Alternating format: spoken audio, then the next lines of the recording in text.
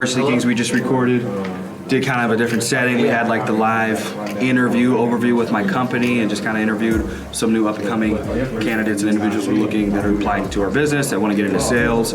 We sell life insurance, so hopefully this episode does well.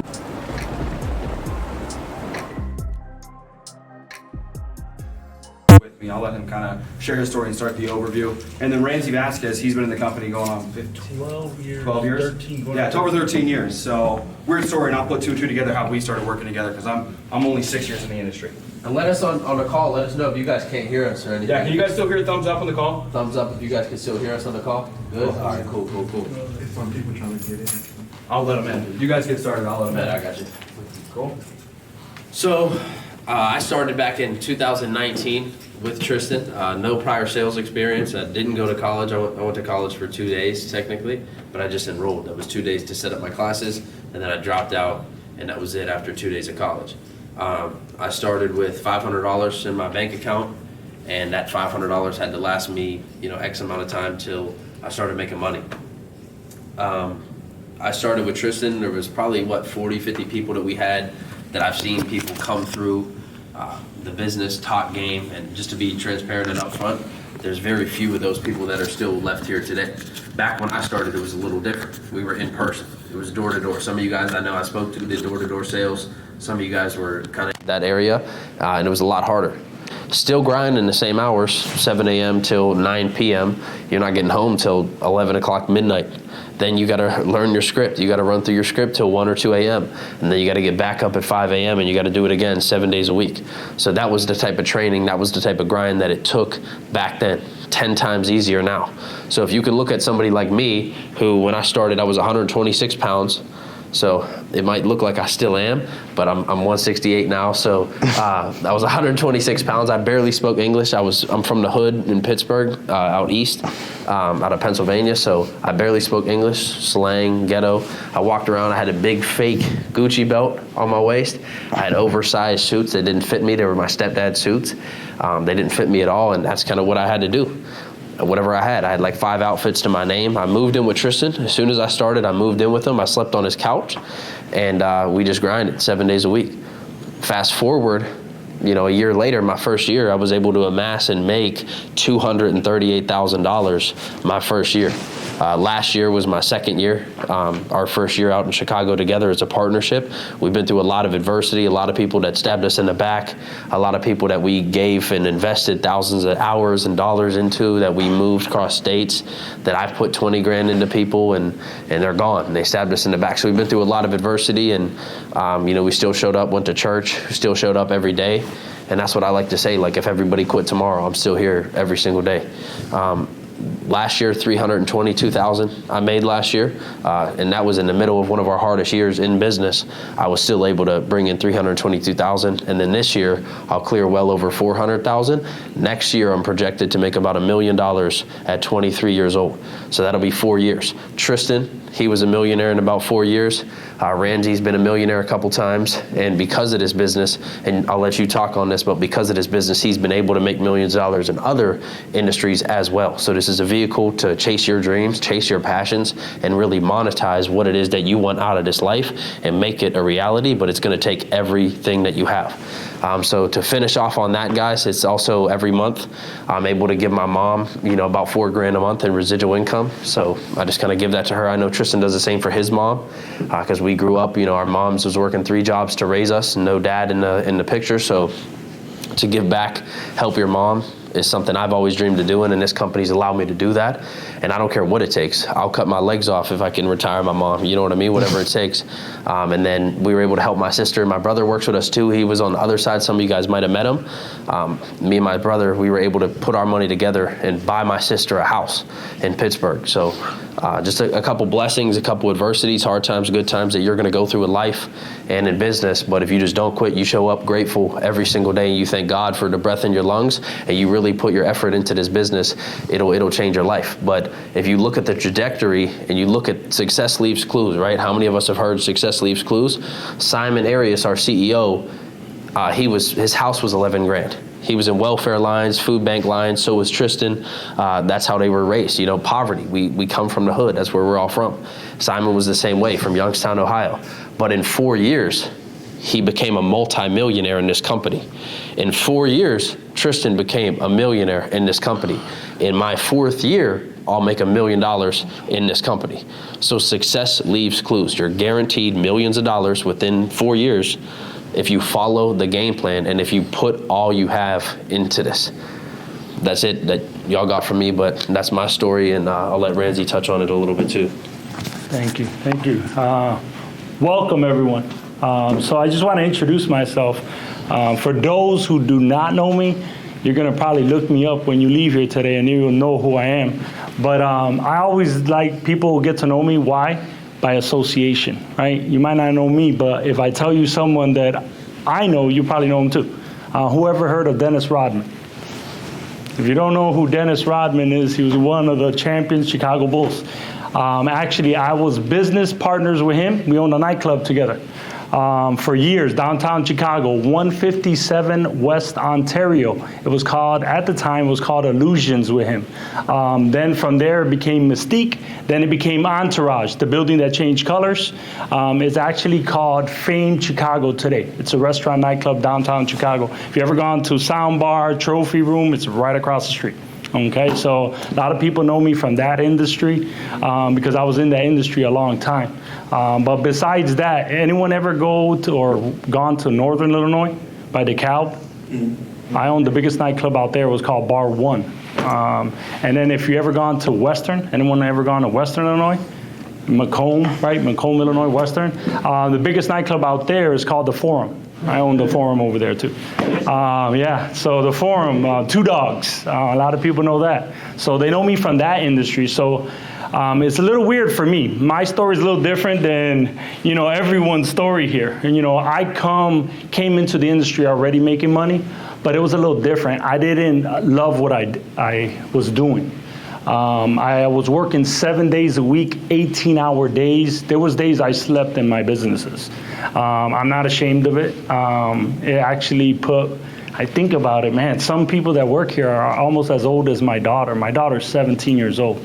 Okay, I'm 42, okay, and to me, they call me the dinosaur, the OG of the business, but I've been here for 12 years, going on 13 years. You know, but one thing was my common denominator, regardless if I was doing the bar business or doing the insurance business, I love helping people. And, you know, when I used to see people in the bar business, I always, pictured, that's like my son. You know, how can I help them get better, right? And, you know, for a long time, I felt like I had to get that degree just to build credibility with people. And that's why I got my degree. From my mom and dad, I had to build credibility, and I actually graduated, okay? I graduated from UIC, played baseball at UIC, and I played for the Flames for a while, right? So, you know, it was a big thing back then, you know. I went to Lane Tech High School. Does anyone know Lane Tech High School? We used to play ball out there too. But how I got in this business was very simple. I loved helping people. So if I always tell people how I sum what we do here is very simple. What we do here is help people out. In the process, we help our families out, and the byproduct of what we do is we make good money doing it, right? So they always tell you, find a career you love doing, and you'll never work a day in your life. And I honestly feel I never work a day in my life. Like, it's literally, to me, I enjoy what I do because all you do is help people, you know, and it's kind of sad to say, but 30 minutes prior to me walking in this room, I got a call from an unexpected number, and it's one of our union members' father passed away. And it felt good. It was sad that his father passed away, but it felt good to tell him, hey, your dad had coverage, because he was worried that he didn't. He goes, man, all I know is your number's on here, and there was some insurance. You know, did my dad have coverage? Man, the best feeling in the world was to tell him that there's coverage coming to you for over $200,000. We did the right thing for that person. Does that make sense? And he's been a policyholder of us since 2010. So think about that. What we do is help, right? So think about, we're probably the only company that's gonna come with a check giving it to you rather than a bill on the worst time of your life. right? So what we do here is life insurance, very simple, right? There's no need to make it harder than what it really is, okay? We're contracted by over 26,000 different unions. That makes our niche.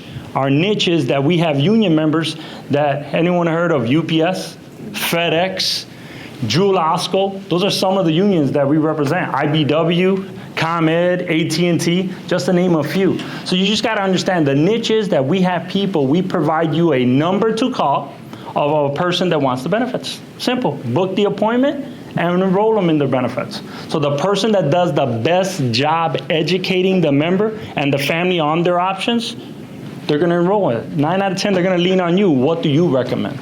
Okay? And the fact that we're backed, you know, think about this. Anyone ever heard of the Texas Rangers? Dallas Cowboys, right? We're the official life insurance for those teams. So if you ever see right now, especially now because the World Series is going on, look behind the batter's box. You'll see Globe Life. That's our parent company. They own us. They've been around over 100 years. The fact that a company's been around 100 years and is providing the type of jobs. You know, he just mentioned that when he started, he was going to people's homes. I'll make it even worse for you. When I started, I had to go to people's home, and I didn't have an electronic e-app. I had a paper application that I had to go to someone's house. We've caught up with technology now. Everything's digital. Everything's electronic. And the fact that you could work from a virtual atmosphere, right? You come to an office and you don't have to chase a union member down. I don't know if, Tristan, were you here when they had gas allowance? Gas allowance? No. Yeah, we used to get a gas allowance, $200 a week to go to people's houses. We don't get that no more because we don't leave our houses anymore. You know, so it's powerful, guys. But this opportunity could be the hardest $30,000 to $40,000 career, or it could be the easiest six-figure income if you allow it to be, right? So imagine this, and I'll leave with this. If you had an answer, right, the answers to a test, and you failed that test, why do you think you failed? There's no right or wrong answer. You didn't try. You didn't try? Not using your resources. Not using your resources, not prepared? Any other ones? You got the answer. You got the answers. You literally didn't copy, you didn't duplicate. So if we're telling you the answers, 9 out of 10 is because you didn't duplicate the answers. You second guessed it. Does that make sense? So remember here, it's a proven system, you just gotta follow it, right? And have fun with it. Like, you know, I look back at 12 years ago when I started with the company, and I enjoyed the ride. Does that make sense? The ups and downs, everything. And now I look back at it and be like, man, I could provide now for my family like never before. Does that make sense? Who wants to get paid while they're sleeping? I'll leave with this, okay? This is probably the best part of this career. You know, my mentor, one of the guys that brought me into the business, normally he would have been here today. His name is David Wang. He's been here 23 plus years. He basically makes little shy of $20,000 a month while he sleeps. Regardless if he works or not, he gets that deposit every month. Just think about that for a little bit. You know, that's powerful. Money while you're sleeping, right? So that's a big thing. But guys, you know, look at the opportunity for what it is, right? It's very simple. If you're gonna do something, if you're gonna work hard at something, you might as well get paid well too. Does that make sense? And that's what the opportunity is all about. And it's scary because you're gonna meet Tristan. Tristan's no joke. And I look at him since he started in the business, but I'm gonna leave it to him to close this off for us. But you know, it's exciting to work with the state director that's been here less than me and is doing so much. His trajectory is up. And to see him spearheading this office, get excited. You come at a perfect time, at an opportunity, at a ground level floor where this is about to skyrocket. So you're come at the perfect time. So let's give it up for our state director, Stritz. You guys don't have to do that. I don't like that. So overview-wise, guys, I got one I think in here. Overview-wise, we typically start with company history. So does anybody have any questions on company history? And I kind of, again, this is transitioning more so into the podcast. I don't really care about, unless you want to know stuff about me, I'll tell you. But I mean, it is what it is. It's a job. You're selling insurance, 100% commission. Everybody seen The Wolf of Wall Street? It's a little bit like that, just subtract out the immoral and illegal stuff. You know what I mean? It's just the same deal. You know what I mean? You're calling, you're not selling huge contracts or, you know, convincing anybody to buy into Oakmont Street, whatever his company was on there. So, but you're selling them money. You know what I mean? So you're making money to sell money. And where you really get rich, guys, it's, I don't want to tell you guys you're going to be a millionaire in 4 years. You know, and realistically, it's like the only thing we're going to guarantee you is an opportunity. We're going to guarantee you a job, guarantee you an opportunity, we'll guarantee you resources and training. And that resources, you know, you'll have access to the office, you'll have access to virtual, you'll have access to websites and recorded presentations, but we can't guarantee, you know, your first month is going to be heaven or your 10th year is going to be heaven. We can guarantee the opportunity, and there's proven millionaires. You know what I mean? So it's just like you going to get a PhD or a doctorate. You know what I mean? It's like, I would much, if I'm going to go spend all my time and money into an education, I would probably go that route, because there's more millionaires that are made through that than me just relying on, oh man, I got a high school diploma like myself, like I actually do, and that's all I have. You know what I mean? And I'll just go out there and figure it out. You know what I mean? So it's like when you're getting into an opportunity like this, finance produces the second most millionaires. Does anybody know the number one industry?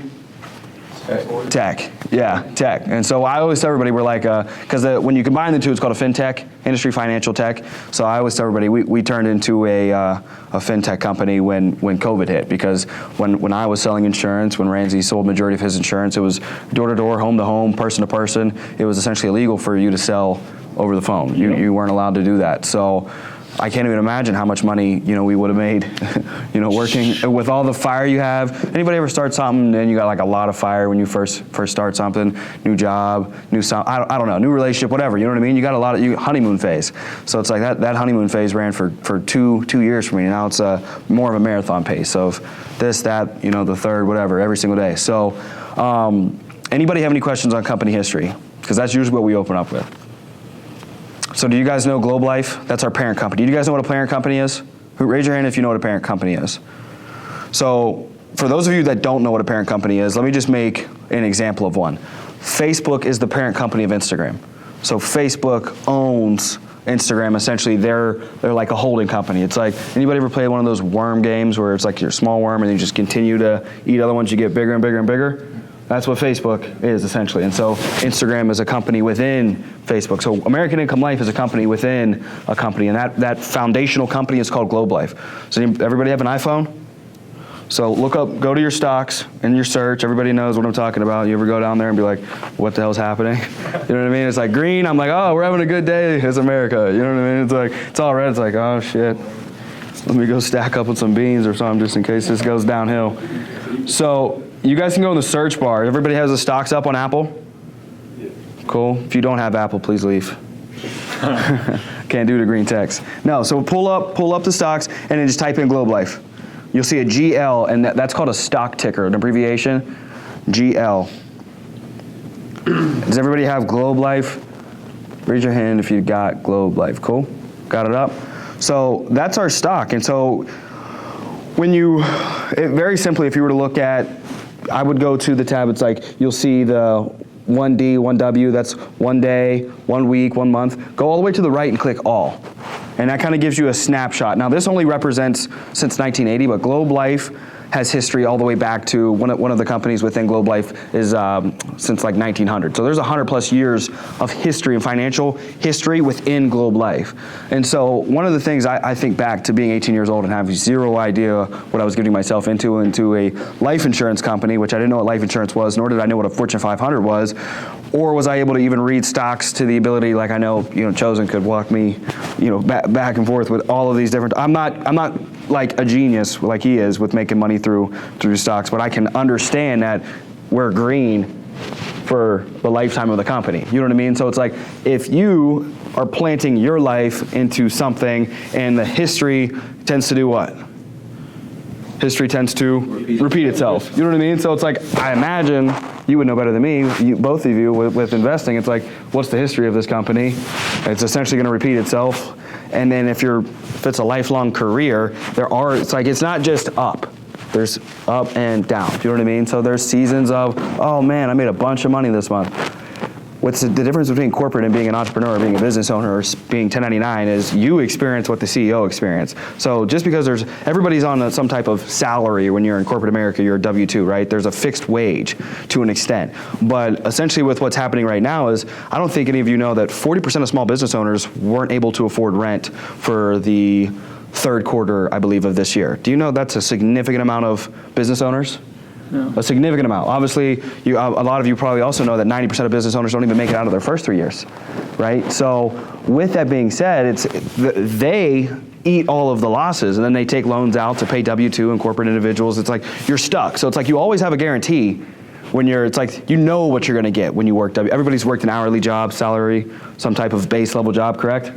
So you always know what you're going to get. But when you want to be a CEO, you want to be an entrepreneur, you want to get into sales, I think it's, when you define entrepreneurship, it's taking on risk and assuming risk for a business, right? So when people are like, well, you're in sales, you're not an entrepreneur. It's like, well, I own a sales company now, so it's technically, yes, we are entrepreneurs. And regardless, it's 1099, you're assuming risk. And what's the business? You yourself. You produce the results. You have to sell the insurance. Nobody comes and sells it for you. I wish it was like, oh, somebody helped sell you and you had all the hottest leads in the world. That's how an hourly job gets created. You know what I mean? If it was so easy and it was so easy to monetize, then we would just hire hourly employees and scrape the top of the profit and 10x it, right? So for the first step is always immediately credibility. So it's kind of like when you get pulled over. The cop, he's running your license plate to make sure what? You got a clean record. You're a safe person that he can interact with or she can interact with. Same deal. So typically, like a mature individual, you examine your resume, you examine the resume of the company. It's like, this is a safe company to get involved with. I didn't know that now. I knew that 2 or 3 years in after reading a couple books and having some experience and getting around individuals that are like, hey, you should put more into stocks because I made up 6 figures through stocks. A lot of the individuals that are 10 plus years in the company, they've made hundreds of thousands, if not millions, through the stocks. Alone. You know what I mean? Like I just ripped off some of my stocks literally a couple of weeks ago just for extra money, and I got $5,000. I'm talking like 30 stocks, 40 stocks. They were like, yeah, you got a couple stocks. I was like, cool, can I sell them? And they were like, yeah. And I got $4 or $5,000. I was like, this is dope. You know what I mean? And it's like, again, I've just completed my 5th year with the company. So for me, it's astonishing that not only have I made all this money over this 4 or 5 years, I've been able to sell stock, I've been able to get education in regard to, the history of the company. And what's so cool, and I'll wrap up with the history, is that Globe Life, does anybody know the Dallas Cowboys? So we are the official life insurance for the Dallas Cowboys, more so a representation. Life insurance companies, finance companies are typically affiliated with pretty much any major league team because there's so much money in finance, and it's such a great way to market yourself. And so I can't tell you how many times, at least a handful of times I've been to, we have a suite in the Cowboy Stadium. We got to meet and have a consultation with Jerry Jones' daughter. And you just talk about the connections, and a couple years prior, Jerry Jones actually spoke to our organization. So there's so much that goes into, and I've done research in regard to the investors, because I feel like another thing I get so curious as I get further and further deeper into the company and get to meet all these individuals and get around different circles. I'm like, well, what's the future of the company? I know the history. Where is it going to go? You know what I mean? Because it's like history can repeat itself only to an extent. And so I look at the investors, and with Warren Buffett being the 3rd largest investor, I think, okay, let me study Warren Buffett. And it's so cool to see that an individual who only invests his money into areas that have a long-term projected growth. He's not looking to get rich overnight. He's looking to build, obviously now with him being so much older, generational wealth to impact generations, not just his family, but the world. And so he's not going to do that by only expecting a company to grow for the next few years. It's the next few decades. It's something that's like, could I invest here for 100 years? And the way he puts it, I don't invest if I wouldn't trust the individual or the company with my family. So think of that, you know what I mean, in regard to like the people that you let into your life, because every single one of you invest every day. Anytime you let a stranger or somebody, anyone, your mom, your father, anybody you love, take your time, you know what you're giving them? Your money, because time is what? Time is money. You know what I mean? So you invest every single day, $86,400, 86,400 seconds. That's what you have every single day. And you spend them every single day. And so imagine if you took the approach of, every single second I'm going to spend with as if I were entrusting this investment with somebody I love the most in the world. Whether that's a spouse, a parent, your future children. It's like I've got to build a life that would extend beyond me and impact at least my family, at least to make sure they're okay when I'm no longer here. So that's where like my mind starts to race, and Chosen will joke and be like, "You starting to sound like a robot," because I will stay up and study, and like there's the more I make, the more I just want others to make, which probably sounds like, oh, that dude sounds nuts. You know what I mean? But you start to really get like a full circle understanding of like, I'm only going to make more if the company makes more, because a company is only truly set up successfully as if the individuals that contribute to the company are winning. You know what I mean? It's like if you're happier at a workplace, do you work harder or do you work less? Harder. Harder. You know what I mean? It's like I've never worked harder or smarter or been happier at a company than when I'm being appreciated, I'm being paid well, and I feel as if I have purpose and I'm contributing, right? If all of those things were clicking, it's like you're not going to work, less. You're probably going to want to be there more. You're going to want to contribute more, and you're going to see yourself going further and doing more. So it's always been my perspective of now as I get further and further in, it's like, man, the way this really works and the way every industry or company should work is if we take care of you, it'll really just come full circle. We'll really be able to scale to my vision. You know what I mean? And I have this vision of doing $1 billion of sales within the next 5 to 7 years, which sounds, astronomical. But I believe it can be done, especially when I run the numbers and go over everything. But that's the future, and these are the individuals that are backing us. And here's my vision. And when we do whatever we do annually gets paid out throughout the sales force. So when we start to accomplish $1 billion worth of sales on an annual basis, $1 billion of gross income will be distributed to the sales force, and roughly that would be about 30,000 sales reps. And we have 100 now, and the average sales rep makes $50,000 a year, to be honest, in between $40,000 to $60,000 a year. Is that appeasing to everybody in here? Probably not. That's probably not why you drove to some insurance officer's big room and it's like, what is going on right now? Because I hate those. Has anybody ever been to like a hotel interview? Anybody ever been to one? Your boy got you to go. I don't like that vibe. You know what I mean? But I don't want that to feel like it's like that's not the case. You got to get an insurance license. You're not getting a shampoo license, or you know what I mean? It's like you're held legally liable for selling insurance. You mess up with an application and put somebody down as a non-tobacco user, and they die for a tobacco-related cause. You can go to jail. Right? You can't go to jail when you sign up and sell shampoo, and I'm not flaming anybody that sells shampoo or anything like that. My mom does stuff like that, you know what I mean? But there's not a shampoo license. Actually, I should. There's probably a hairstylist license. Is there a hairstylist license? Okay, so technically, if somebody gonna comment on YouTube, you don't know what you're talking about. so the technicality and the credibility of the company, and so you got the history, you got the future, you got the vision, and everything kind of lines up. But you have to start to, if you're really serious about wanting to be a part of this company and us being serious about wanting you, your vision has to align or surpass the vision as well. It's you know what I mean? We'll never limit you. It's like, say you came in here and you're just like, you told me I want to do $10 billion. It's like, let's map it out. You know what I mean? I'm not going to say that's going to happen in 4 days. And it might take 40 years. It might take 4 years. You know what I mean? I'm not a small thinker. I'm not a limited thinker though either. You know what I mean? So I welcome the biggest ideas because I know I can match the energy. I know I'm gonna at least do my best to invest my time, energy, resources into the individuals that do think big.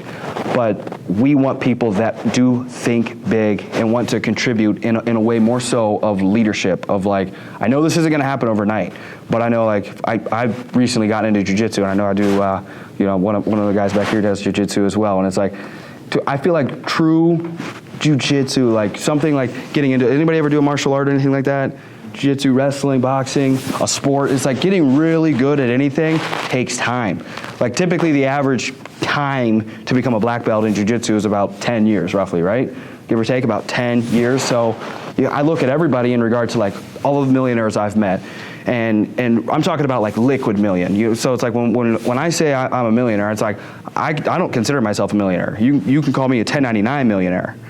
When it's a liquid million, then I believe that's a whole different definition.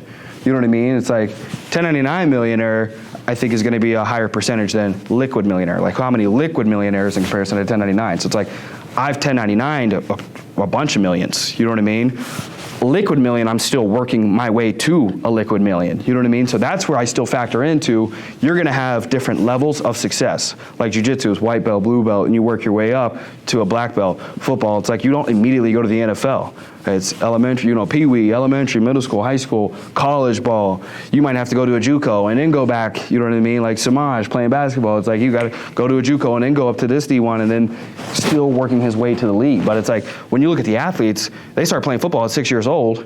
And by the time they get into the NFL, you know what I mean? They're 21.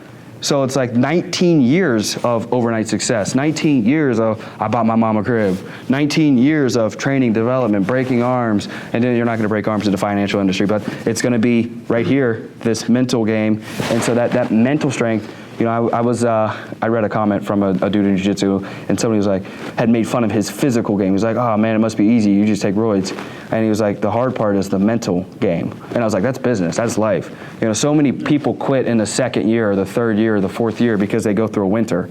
You know what I mean? It's like life is seasonal. You don't like move out of your house because winter happens in Chicago. It's like, oh shit, there's winter. We knew winter was coming. What are you talking about, dude? Put the heater on and survive. Summer will come again. You know what I mean? So it's like so many people get into sales, they get into entrepreneurship, or they think they want to get into entrepreneurship or sales because they saw something cool on Instagram.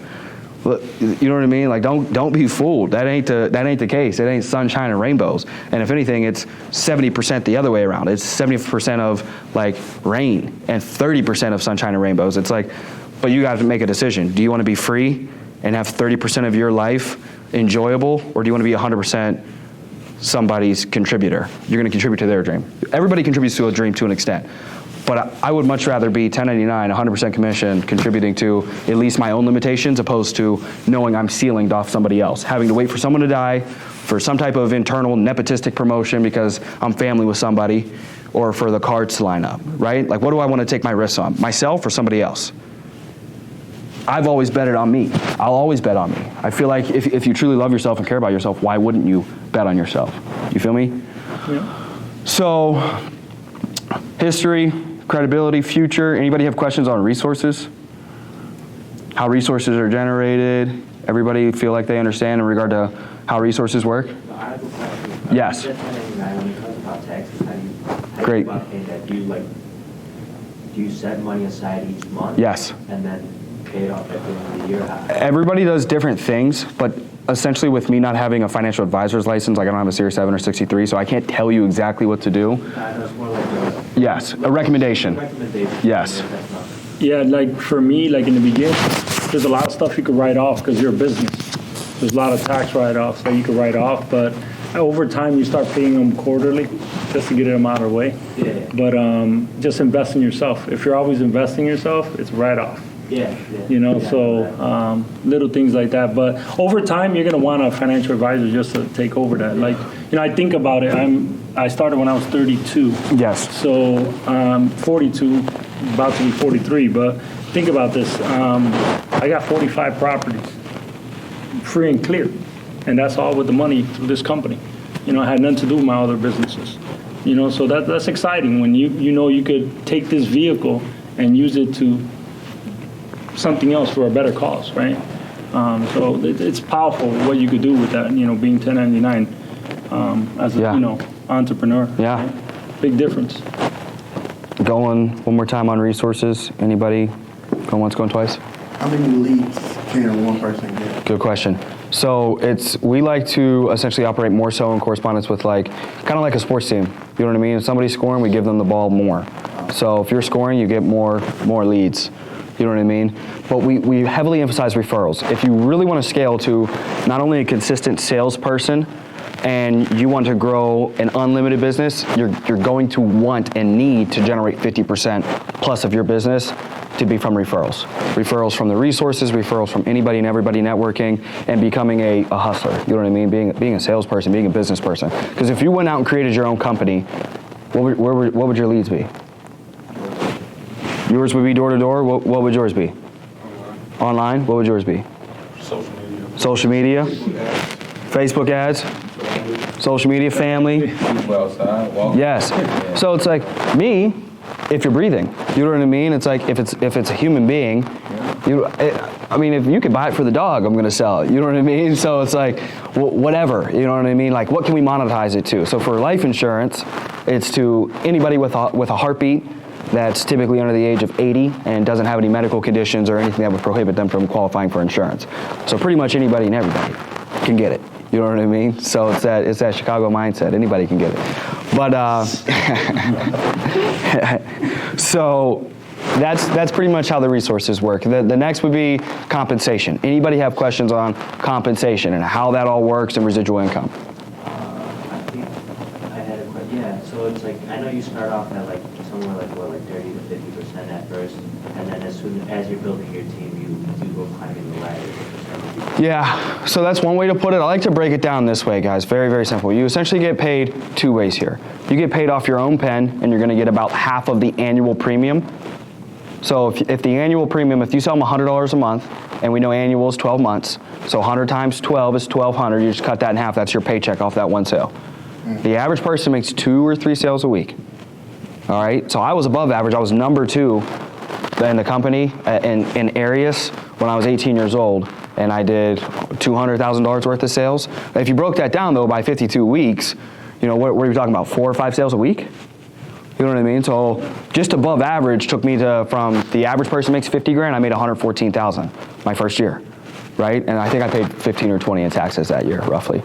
You know what I mean? And I did it all at the end of the year, which was stupid. I hated that. Anybody ever come off a bunch of money for taxes, bro? That is the worst. This is the worst feeling. I recommend since you're 1099, you can do quarterly. You know what I mean? We do quarterly. The quarterly is way nicer. You know what I mean? It's way nicer instead of like waiting and be like, man, I got a lot of bread and taxes. Oh my God. I would just say a percentage. So 20% is gonna go to taxes. So every Chosen does taxes too. just have a separate bank account. Yes. $1,000, just put 200 inside that. That's a great percentage. 20%. All your taxes for free. Give it away as business. Yeah, so I like to say, but if you really think about it, if you sell a policy and it stays on forever, what percent of commission are you? 100%. No. 120%. 100 infinite percent. You know what I mean? I want to roughly say 100. And the reason being is because so there's 3 ways you get paid then through insurance. You get paid off your own pen, you get paid through leadership. What's the third way? Residual income. Passive income. Bro, you work here. No, I just. I was asking that. We know you know. So what's residual income? Forever. Money when you're sleeping, because they have the life insurance until they die. Life expectancy is when? Like 80. 80s. You know what I mean? So if I'm selling cats in their 30s, and it's not like car insurance, you had no accidents, guess what happens when you get older to the price of insurance? It goes up. As you get older and less healthy, it goes up. Do you ever want to pay more for less? Does anybody ever want to pay more for something and get less out of it? No. You know what I mean? It's like, I wouldn't pay more and get a half pair of Jordans. You know what I mean? Like, they just give me the right Jordans. And I paid for 3. You know what I mean? It's like, that doesn't make any sense. I paid for 3. I want 3. That's how insurance works. As you get older, that's why you got to tell people, like, it will never be cheaper or better for you to invest into your family's financial future today. Where do you go wrong with doing this? Where would you go wrong with investing in your family's financial future today? I have no idea. Would you go wrong with doing it? Oh, would I go? Yeah. Would you regret setting aside a couple dollars right now for your family's financial future, knowing to be the cheapest right now? Sign here. Yeah, I would. Okay, go ahead. Right? So it's like, selling insurance is like, it sounds easy because we're all like, oh, fuck, I can sell money. So, you know, conceptually we're all thinking like, oh, I can sell money. So obviously we're going to agree with, yeah, I would buy insurance right now. But it's like baseball, or it's like anything else. It's like, you're going to get up to the mound 10 times and a dog should be able to get 2 or 3. You know what I mean? From just asking, do you care about your family? Would you mind setting aside a couple dollars to make, like, it's not like burritos. You know what I mean? It's not something that's like obsolete, and it's not necessarily needed. Like, this is like, the average person dies with less than $300 in their bank account. So do you guys meet more rich people or more average people? More average. More average, if not below average. You know, times are tough. You know what I mean? So it's like the way it's going, it's like you're either really rich or you average. You know what I mean? Like, there's like starting to become a less and less of a middle class. So everything's like average, below average, and rich. There ain't no like medium rich, right? So it's like most of the people need our insurance even more. Really rich is like, I don't care. I'm really, really rich. I don't care. But those are the people that be more willing to buy insurance. It's crazy. You know what I mean? They're like, man, I want to buy it. Like, you know what I mean? You be ripping them for $800 to $1,000 a month, and they're excited about it. And the average people, it's like, you got to like convince them. It's like, dude, you broke, bro. This is never going to get better. I'm sorry. You need to, you know what I mean? Like, you need to get this. At least try to help them on the next way up. Come on. Be wise here. And the best part about everything about residuals is, and that's what sold me when I first came in, is the fact that it's lifetime residuals. Yes. Once you're 10 years in, If I walk away, those residuals stay with me until that person passes away. Right? So you think about that. You know, I told my daughter that the other day, and she goes, "So how much do I get a month?" And, you know, and it's powerful to think that you leave a legacy behind for your family. You know, I always use my cousin as an example. My cousin was the fire commissioner for the Chicago Fire Department. His name was Jose Santiago. So think about it. He worked there for 38 years for the fire department. He went into burning fires, right? And his right now pension is around $9,000 a month. I've been here only 12 years, and I make more than that. Does that make sense? So when you start thinking about that, you know, residual income, you always want to get into something that has some type of passive income, and we have it. Yes. You know, and the fact that it's lifetime, I mean, think about that. Lifetime residuals. That sold me. Because pensions can get adjusted, if not terminated as well. I don't know if anybody has any family members that have ever had their pensions messed with, but they can mess with pensions. You know what I mean? It's a lot difficult to mess with like equity that's essentially built up within a company, right? So we went over finances, compensation. Any more questions on compensation? Cool.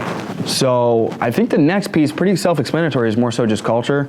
You guys probably pretty much get a vibe. It's more the young-minded culture, you know what I mean? Regardless of the different ages, walks of life, and backgrounds, we're all pretty young-minded, you know what I mean? Cracking jokes, music playing, you might hear Drake, you might hear, you know, Tim McGraw or so. I'm from the South, so you know what I mean? You might hear me play some country music, you might hear rap music, whatever. We play different games and spice it up because it gets boring, you know what I mean? Getting rich gets boring. You know what I mean? Which sounds nuts, but it's like, you want to get rich, you better be cool with being bored, because it's just going to take you being committed to doing the same thing for 10 years, for 12 years, for 15. Like, how far do you want to go? How rich do you want to go? Get focused and get patient in one area, chase one rabbit, and you catch what? You catch the rabbit. You know what I mean? Everybody wants to chase all these different rabbits, or chase rabbits that are all within a rabbit. It's like, you know, Chosen works in different little areas, but they're all tie into insurance. You know what I mean? His taxes tie into insurance. His stocks, it's all finance. You know what I mean? He's not a carpenter. You know what I mean? So it's like it's like carpenter, insurance. It's like my podcast. It's like me working. We're coming up. This is essentially the 100th episode that we're doing right now, and so like it coincides with my insurance business because I'm spending my time, investing my time, my money, my resources into educating people on the insurance business and shedding light to entrepreneurship, which then builds my network, and building my network builds my business. Yep. You know what I mean? So it's like, I don't want to like, you know, make somebody think, I need to like only do this. I'm not saying that. I'm saying more so chase one area, focus on one area. And when you can get comfortable with being uncomfortable in the boredom and the monotonous, that's where you get rich. That's where you become like a black belt. It's like showing up to the gym. Can you show up to the gym every day for 10 years? You know what I mean? You'd be really pretty good at whatever you're pursuing, whatever you're trying to do. That's pretty much the culture. You know what I mean? We travel, we do trips. You know, Chosen was able to come out to Vegas. I can't imagine how many trips you've been on, bro. You got to been on 20 trips. Yeah, the first one was actually, I've been on all of them. But the best one is the last one I went to. The Bahamas? The Bahamas. Yeah. 2 butlers, paid by the company. It's so weird when they do it. They be having your name and everything. Yeah. 2 butlers. The company takes care of you. When you're a top person, and it's not like it doesn't cost like an arm and a leg. It's hard to become a top performer, but it's not like a UFC top. I mean, you're not breaking your shin. You know what I mean? It's not like it don't cost that. It costs 7 days a week type of deal. But it's like you're going to be rich, and you're going to put yourself in a great position where you don't have to do all the hard things that you used to have to do. It's like I always tell people, it's like, I don't know if people recall growing up in a household where you have to eat the vegetables first. That's how getting rich is. You go through the vegetables first. You know what I mean? And so then you get to have the dessert. Then you get to have the main course and the things that you're excited about. And that's really how pretty much every industry are pursuing something where you want to be extremely successful. That's how that works. And so I look at all the different things that they do, and it's exciting. You know what I mean? If you're a type of person that's like, man, I'm competitive. I'll do whatever it takes. I've got patience. This isn't like you're going to be the winner overnight, but you'll for sure be the winner over time. You know, it's impossible. I was telling somebody, it's like you'd have a better chance of like dying than not becoming successful if you can simultaneously be patient and focused. Everybody thinks it's going to take skills or it's going to take some random big idea. It's not. It's going to take you being patient and simultaneously focused, almost like a balance of patiently impatient is what my old mentor used to tell me. It's like, if you could just be patient but simultaneously impatient with pursuing the goal, 5 years, who knows where you would be? And it's like, I was an agent at 18 years old, and now I'm an owner. You know what I mean? So he was right. So I can't even imagine the next 5 years, because like, I got the formula down. I'm stubborn. That's what patience means. Like, who in here is stubborn? Me. I'm stubborn. You know what I mean? And it's like, who in here can be focused because you don't want to be broke? Me. I'm focused because I don't want to be broke. You know what I mean? It's like I always try to compare to the. I always tell people it's like sometimes we focus too much on the upside and we don't focus on the downside, because like that's real world. Everybody in here is over 18 years old. It's like mommy and daddy can only protect you for so long. The downside is like, you know what I mean? You have to live with your parents forever. No, I don't want to do that. The downside is one of your friends gets a cooler car than you. No, I don't want to, even though it's materialistic minded, it's like, I still don't want to do that. You know what I mean? I want to make more of an impact in the world. If we bring it to a more wholesome approach, I want to make an impact. You know what I mean? It's like, if I don't become patient, focused, disciplined, then you're not going to make an impact. You're going to be the one that needs to be impacted and taken care of and nurtured, and we got to figure out solutions to help you because you're broken, right? And so it's like, I want to be on the other end of that. There's nothing wrong with a broken person. You know what I mean? I grew up as the broken family, but I want to be the one helping and providing and making an impact, opposed to on the other side of that. If we do decide to move forward with hiring you guys, you're going to need an insurance license. Some of you might already have it. We assist you with the insurance license. Some of your managers will reimburse you. You have to negotiate in regard to how quickly you get it done. I know we also pay for, we try to compensate people in the beginning process and just indefinitely with your talent acquisition abilities. If you're able to bring in somebody and they're good at the business, or we feel they're going to be a good fit, we'll give you $100. And we really like to get you training immediately, because we know if you can sell, you're going to be taken care of. You know what I mean? Because if you can sell insurance, you can always make money. Yeah. Right? So we want to immediately get you on the phones even while you're in the course and start paying you $10 an appointment or something, again, that's negotiated with your manager. But as we wrap up, does anybody have any questions for us on our experience with the insurance industry, highs, lows, different things? Yes. Yeah. No, not everybody. He just was saying, do they not have to be an American citizen? Yeah. Like if they have like a ITIN number or whatever, yes, they'll qualify. Like we have residency addendum forms and stuff like that. They'll be able to get. Yeah, little. They gotta have something. Yeah. Gotta have something, please. Right? Anything. ITIN, that's a good question, because a lot of companies like State Farm, they won't accept the ITIN. Yeah. So we do accept it. That's huge. That's so that's the tax identification number for those who don't know. But if you're transitioning, trying to get papers, the ITIN works with us, and that's huge. Yeah. It's a big market for us. Yeah. Any other questions for us? Anything at all? Personal business? Anything at all? Going once? Going twice? Cool. So we will break off into you meeting with your MGAs, so your managing directors, and then essentially they'll schedule final interviews. If they want to do some now, that's fine, and then if not, we will bring you back for a final interview and decide if we want to work with you, and we'll go from there. And feel free to reach out if you wanted to ask any questions privately too. I mean, the office is open to 9. We're doing a cigar night in, I think it's Lyle, so I'll send it to the managing directors. If you guys are welcome to come, get a cigar. I'll get you a cigar if you want a cigar. I don't know if anybody likes cigars. Oh, does anybody on the Zoom have a question? Let me check the chat. Going once, going twice. You guys got any questions? Cool. Looks like we're good. Yeah, so you guys are invited to cigars, and then we'll break off. It was a pleasure speaking with everybody. Pleasure speaking to everyone. Cool. And thanks for being a part of our 4th podcast. This was another episode of Adversity Kings.